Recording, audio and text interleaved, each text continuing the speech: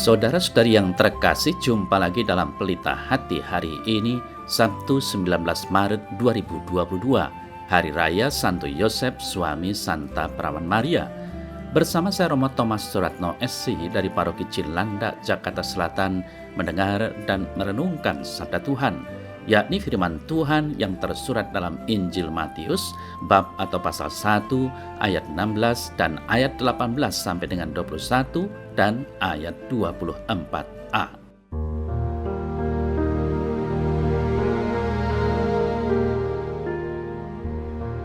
Yakub memperanakkan Yusuf suami Maria yang melahirkan Yesus yang disebut Kristus. Kelahiran Yesus Kristus adalah seperti berikut. Pada waktu Maria, ibunya, bertunangan dengan Yusuf, ternyata ia mengandung dari Roh Kudus sebelum mereka hidup sebagai suami istri. Karena Yusuf suaminya seorang yang tulus hati dan tidak mau mencemarkan nama istrinya di muka umum, ia bermaksud menceraikannya dengan diam-diam. Tetapi ketika ia mempertimbangkan maksud itu, malaikat Tuhan nampak kepadanya dalam mimpi dan berkata, "Yusuf, anak Daud, janganlah engkau takut mengambil Maria sebagai istrimu, sebab anak yang di dalam kandungannya adalah dari Roh Kudus. Ia akan melahirkan anak laki-laki, dan engkau akan menamakan dia Yesus, karena dialah yang akan menyelamatkan umatnya dari dosa mereka." Sesudah bangun dari tidurnya, Yusuf berbuat seperti yang diperintahkan malaikat Tuhan itu kepadanya.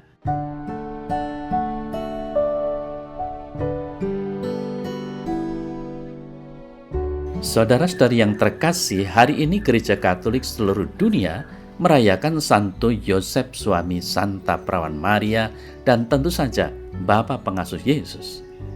Gereja mengenal Santo Yosef sebagai orang yang saleh, jujur, bijaksana, rendah hati, penuh rasa tanggung jawab dalam menjalankan tugas mulia dari Allah sebagai kepala keluarga kudus di Nazaret. Saudara-saudari yang terkasih, pada abad ke-19, Yosef diangkat oleh Paus Pius ke-9 sebagai pelindung gereja universal. Selanjutnya, Paus Yohanes 23 memasukkan namanya dalam kanon Romawi, doa syukur agung yang pertama. Pada pesta Santo Yosef hari ini kita bertanya, apa kiranya yang perlu kita pelajari dari pribadi Santo Yosef ini? Pertama-tama mari kita lihat fenomena yang sedang berlangsung di dunia nyata kita ini. Fakta menunjukkan bahwa banyak terjadi tindakan abortif di kalangan remaja dan orang muda. Umumnya aborsi tersebut dilakukan akibat kecelakaan, tanda petik, atau kehamilan yang tidak diinginkan. Tentu, saudara saya yang terkasih, kenyataan itu menjadi tantangan bagi orang tua, masyarakat, lembaga pendidikan, lembaga non-formal lainnya, dan juga gereja Katolik untuk memperbaharui diri dalam ranah masing-masing.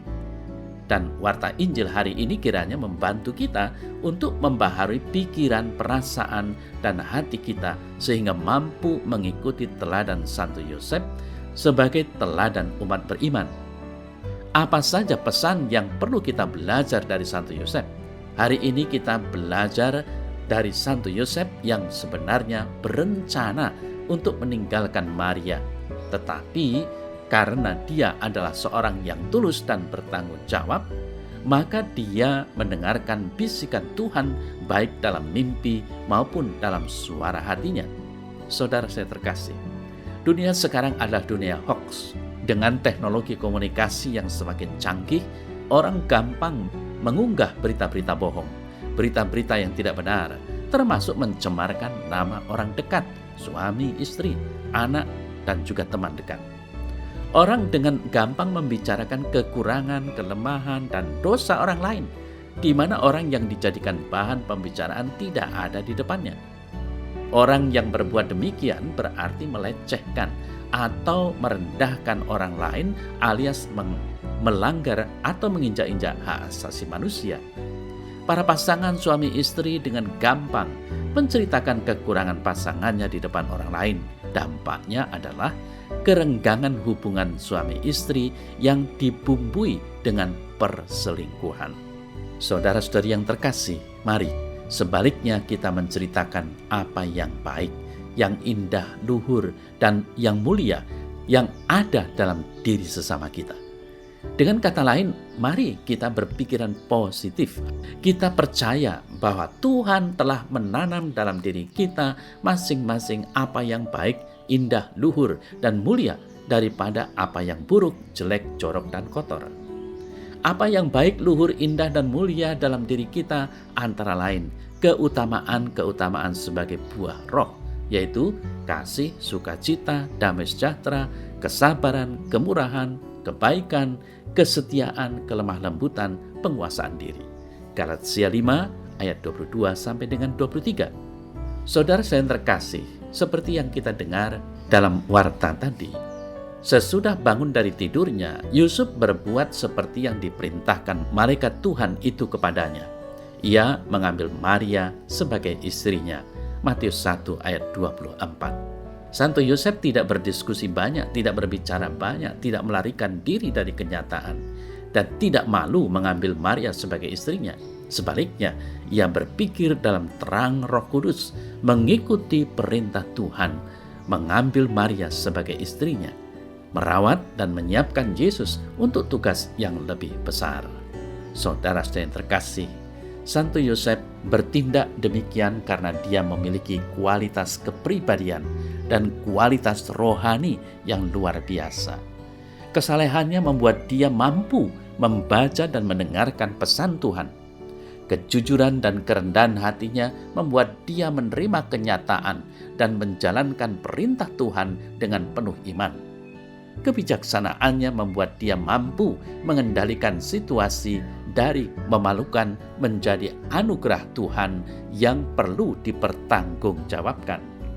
Kita diajak untuk belajar kejujuran, ketulusan, kerendahan hati, dan terlebih iman yang kuat dari Santo Yosef untuk dapat memahami setiap peristiwa yang terjadi dalam hidup kita setiap hari.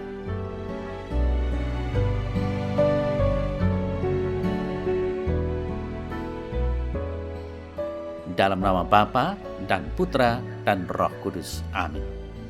Ya Tuhan Allah, buatlah hatiku seperti hati Santo Yosef, tulus dan selalu terbuka mendengarkan apa yang menjadi kehendak-Mu melalui firman-firman-Mu.